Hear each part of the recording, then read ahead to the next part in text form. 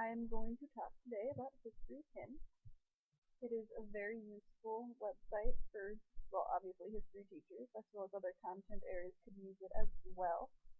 The first thing I'm going to talk about is the pin of the day, which is this lovely photo right here, which is from Swan Hill, Victoria, 1921.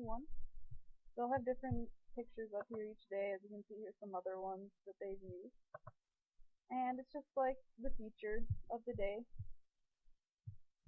Also, if I scroll down here, you can see that we have featured projects here.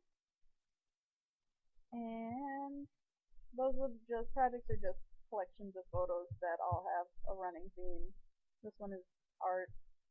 Let's look at the railroad one right here. Give it a second to load. So as you can see here, we have a slight description of what the collection is.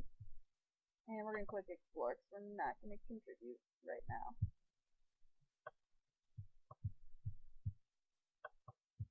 But as you can see here, I should have a map popping up, loading up here. And you can see different pictures. These pictures are all placed in the location where the photo was taken. Let's take a look at Portland. As you can see, we have some book covers. Maybe Portland is, there we go. We can take a look at this picture. Let's say I was interested in that one. I can pull it up, and there happens to be a personal photo. I'm going to head back to the main page now. Alright, and now we're back at the home page, as you can see. The next thing that I want to talk about is this feature right here, Explore Where You Live. I'm going to enter in Grand Forks, North Dakota, because that's where I live. And there we go. I can hit enter, and click go. And it's going to load up now with a page that will show. It'll be a map much like the last time, and it's going to show the Grand Forks area.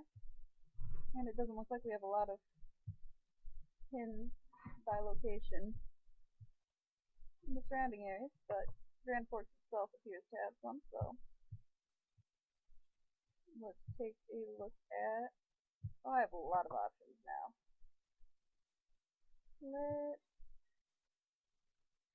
I think I zoomed out on accident. Oh well, let's take a look at this car over here in Minot.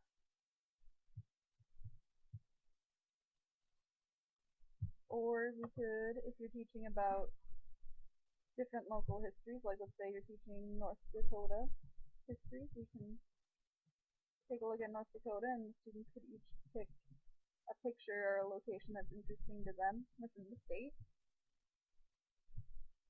And they could learn about that.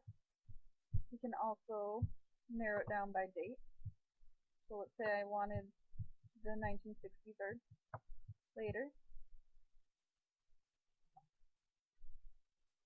So now you can see it took away all of the photos from prior to the year 1960. Next part, I'm going to bring that back. I can also narrow it down by subject. Let's say I wanted to focus on farming, for a big farming area. I would just type farming right into the search by keyword, and I would click refine. And not as many as I thought, but we still have a few pins in our area. Alright. The next thing I want to talk about is up here, the map page, which I'm going to click on that. And we're going to have that load up.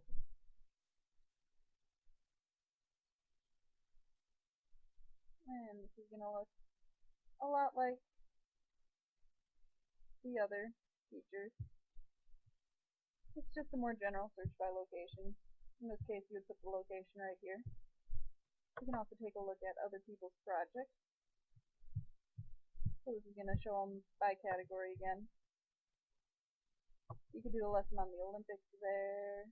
Maybe if you had a student who's interested in cars, they could focus on Chevy. We also have channels, which is like following. You could search a channel,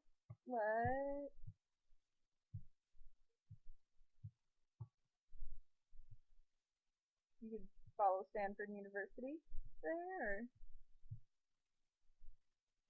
some are by topic, some are by a person or other group. We also have tours and collections.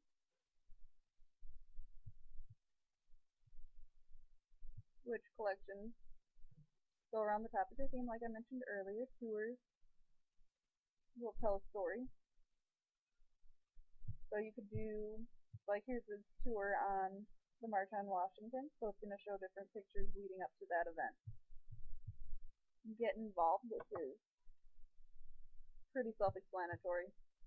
Historyton is a community, it's a charity kind of deal, so they need people to donate their old pictures, and well, not really donate their old pictures, but upload them. We also have blogs, which again, pretty self-explanatory.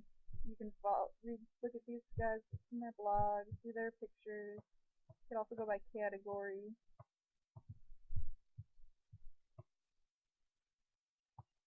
And I guess the really exciting thing about Historyton is that it's really close to another website, Pinterest, that a lot of older students are probably already using. So they're going to grasp the basic features and use of this website fairly quickly. Over here, this is a lot like the news feeds you see on Facebook.